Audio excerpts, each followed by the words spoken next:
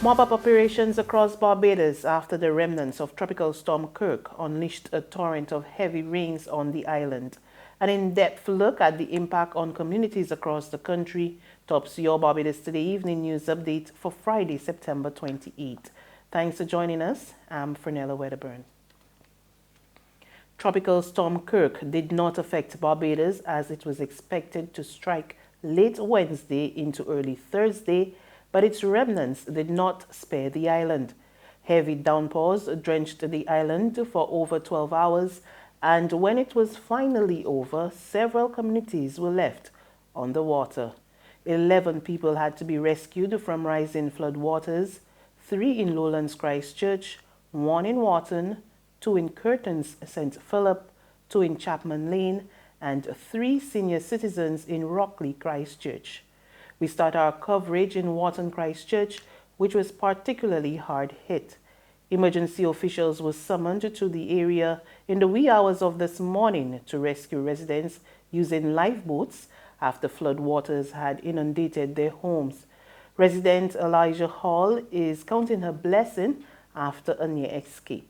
She told reporters about her terrifying experience. The water started to fill the areas where the electrical plugs were. They had to take off their life jackets, put it on my son, put it on me, and put me on their shoulder and swam out with us because the water came to the level of our necks.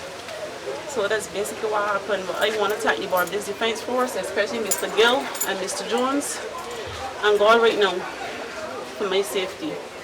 Yeah, because at that time I guess you would have been scared as you were racing on the lifeboat. Yeah, and it was Minister Warren, so it was just dark, couldn't see anything really, not sure what was in the water. Then when it went into the water, it was so cold and chilly. It was a horrible experience. I would never let that experience it ever again.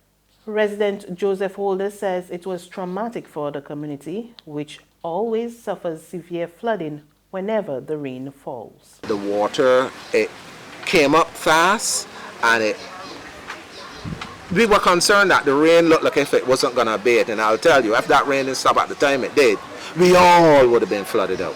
We all would have been flooded out. You were speaking to Acting Prime Minister Marshall, yes, and you were indicating to him something about the well, which is in front of the same lady's house that you said was very traumatic for her. Sir? What was it you were indicating to him?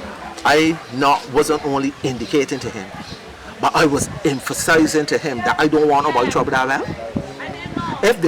I told him, right, that if they're going to get anyone to do anything to that well, send a guardian angel from above to stand up and watch over them, that they don't do anything to disturb the equilibrium of that well. That well, the volume of water that converge in Cherrywood Circle anytime there's a flood, that lone well is what pulls off the water.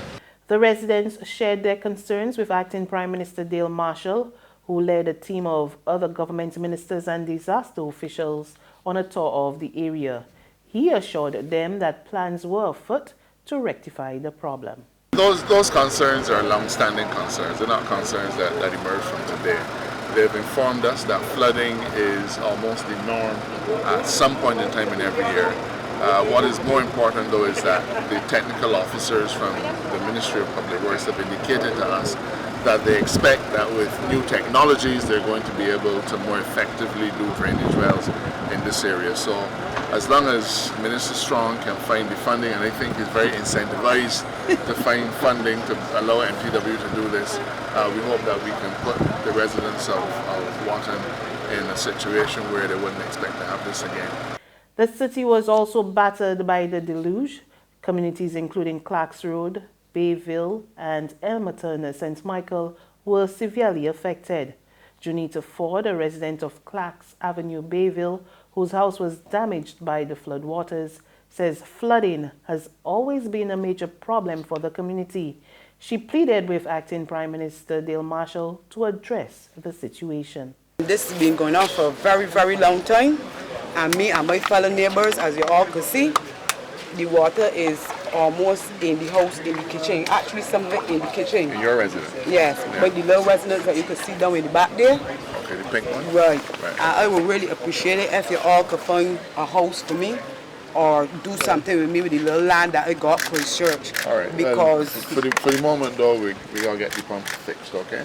And TMR is going to be here later today, right, so that this situation can be settled immediately, so that you can have night rest without too much panic, and then we work on the other thing. My night rest can still be panicky though, Mr. Minister, because when the pump come, right, and the water get pulled off. No, this one's gonna get fixed. If 2 more raindrops fall, I hear this pump getting fixed over and over and over, and it never fixed. Well, I can promise you that it is receiving our fullest attention now. Marshall also assured the St. Michael resident that government would immediately move to rectify the issue. A similar thing happened in the Bay Land, where in the affected area, the localized area, the 5 or 6 houses that were affected all have big toilets, and all of those were flooded. So we have some consequential issues that have to be dealt with. Early in the day, in an update to the nation, Marshall noted that while some areas were severely affected, Barbados was spared.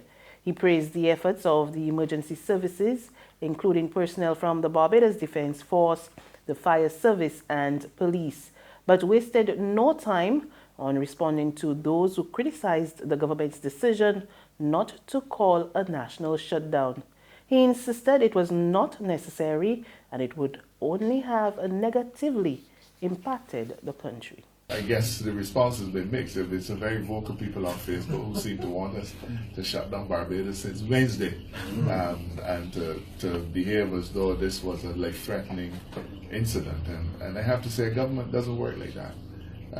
My colleague ministers and I don't make decisions based on whimsical perspectives. We make decisions based on our best advice. We have well-trained technocrats who give us that advice. To some extent, we may have some views, but we try to be guided by the experts who we've invested many millions of dollars in training, and I think that has worked well. Barbados Today also visited several other parishes, but there was little impact. In St. Andrew, in the community of Whitehill, Khalifa Andrews says they were spared any major impact. First, I want to say thanks to God for sparing us, because actually the country and the world know that we can't take no more. So he has blessed us, and by not letting nothing at all happen to us, everything was A-OK. We had our water intact, the light intact, the phone intact, everything was intact. St. Peter was also pretty dry when our news team visited the northern parish. In Ashton Hall, Rufus Roach told us he wasn't too bothered by the high winds. He said the heavy rains, however, caused him to do some constant checks, but in the end he fared well. He praised authorities for their handling of the situation. I always give the authorities a chance, because they're only working on what they see or what they are told, right? It's not a definite something. Something, they tell you 2 o'clock. It could be at 10. You have to give them a chance. There are people who criticize a lot, but I don't go that way. And in terms of the decisions taken, in terms of school off, business on, what time? Roach, how are you? Very good. Proactive. I would say they were very proactive. I like that decision that they made. Now, while government ministers were busy on the ground assessing the situation, Prime Minister Mia Mottley delivered a stern address to the international community. Highlighting the impact of last night's storm on Barbados, Mottley demanded serious action on the issue of climate change, warning that for small island developing states, it was a matter of life or death. For us, it is about saving lives. For others, it is about saving profits. We have reached the stage where we ask the global community to recognize that what is at stake is simply not an academic debate, is simply not the profits of multinational corporations, but the evidence is clear and decisive that it is the lives and it is the living of our people. She stressed that now was the time for the international community to fix the problem. I ask this global community to pause Because as we learned when we went to San Francisco 2 weeks ago for the Global Climate Summit on action on climate change, that time truly is running out upon us. We will make the decisions that we have to make on a national level. We have committed to ban single-use plastics and styrofoam from April of next year. We will ensure that we can try to become a fossil fuel-free country by 2030. But what does this mean against the background of a world that is not prepared to put the funding in place to be able to stop those worst aspects of climate change? What does this mean to people who are relying on a green climate fund because their per capita income or their capacity to be able to provide for their people is simply not there? Is this a sterile environment? Or is this an environment that recognizes that mighty or small, that we must protect each other in this world? There's regional and international news after this short break.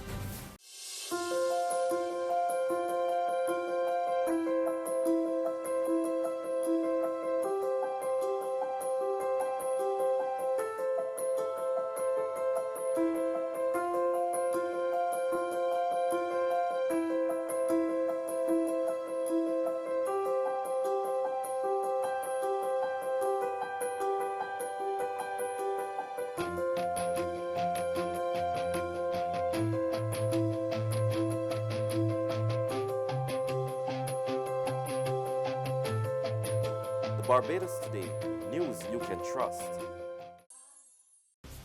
Continuing with regional news, as Tropical Storm Kirk also drenched St. Lucia, the Eastern Caribbean island was shaken by 2 earthquakes. The University of the West Indies Seismic Research Center said the first, a 5.6 magnitude quake, occurred at 8:32 a.m.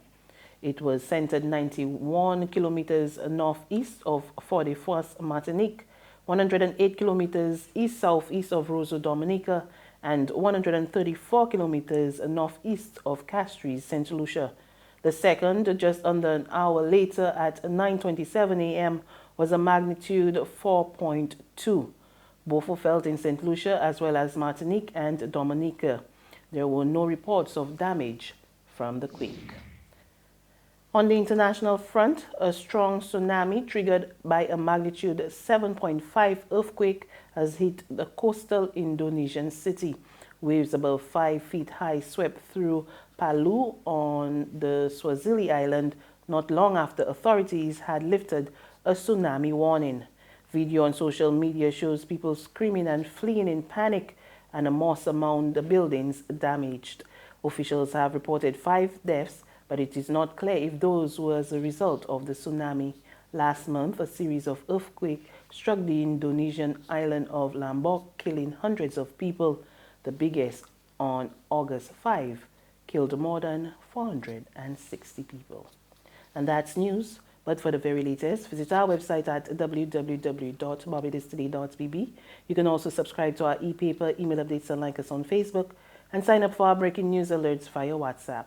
We're also on Izumi Media and bus terminals, as well as screenplay at supermarkets and gas stations near you. And you can also hear us on Mix 96.9 FM. I'm Fernella Wedderburn. Good evening.